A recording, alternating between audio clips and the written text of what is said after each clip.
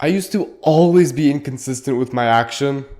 I used to try to ride the wave of motivation and it would work for a day or two, but then after that, I would just fall off. In this video, I will share the 3 steps that I used to finally make action consistent. As I said before, you can try to ride the wave of motivation, but really, these 3 steps don't need motivation at all. They're not based on feeling in the slightest. All you need is to actually follow along with them.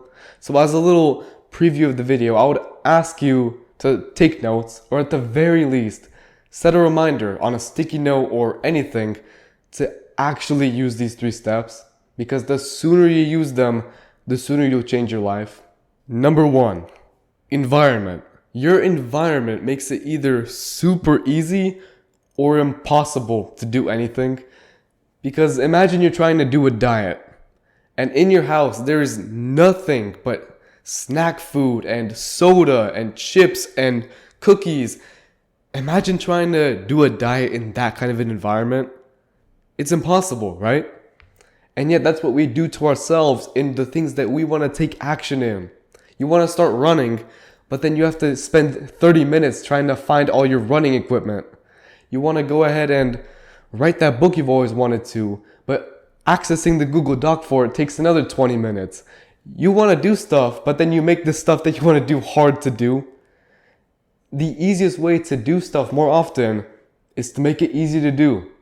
Going back to that example, imagine that you switched out all the junk food and all the soda for only healthy food and water. Not only will that make it super easy to follow the diet, but it'll also be an amazing reminder for yourself. You'll be constantly reminded everywhere you walk that, oh yeah, I need to do the diet. Oh yeah, I need to go ahead and drink more water.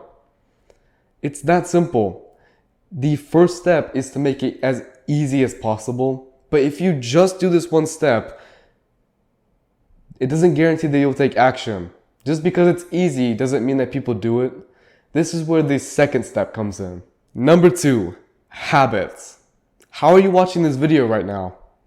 Are you watching it in the same way that you always have? What's your posture right now? What are you watching on? All those things come down to habit. They are completely automatic. Now that I've mentioned it, they're on the manual side. You're actually thinking about, wait, I need to improve my posture. Wait, I shouldn't be hunched over, right? When things are manual, we don't like doing them. We want all of our actions to be on the automatic side. You didn't have to think about what you're going to watch YouTube on. You just did it how you always have, right?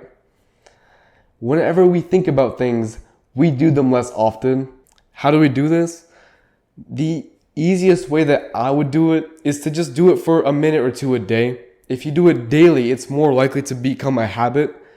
And if you only do it for a minute or two, it feels very manageable. Anyone can read a book for a minute or two. Anyone can make a video in a minute or two.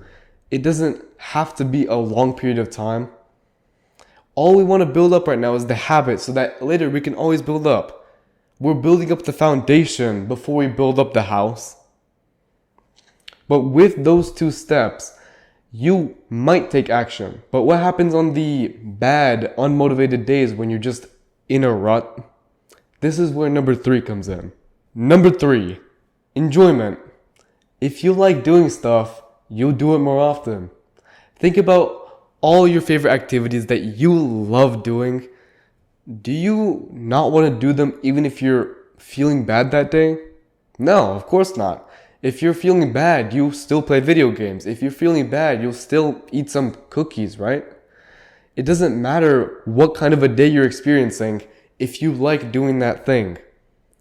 And enjoyment comes down to positive feedback loops. It's honestly as simple as just saying nice job to yourself, or even rewarding yourself. Again, with the cookies, you might actually use them in your favor this time.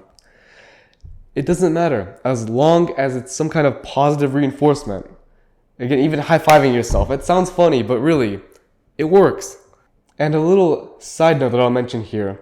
The best way I've found to add enjoyment, and also the best motivator, is progress. I sometimes go back to the first ever video that I made, and obviously it's embarrassing, it's cringy, but Compared to where I am now, the improvement is huge. The gap between where you were and where you are now is progress. And the bigger that gap is, the more motivated you'll be, because you can tell that what you're doing is making a difference.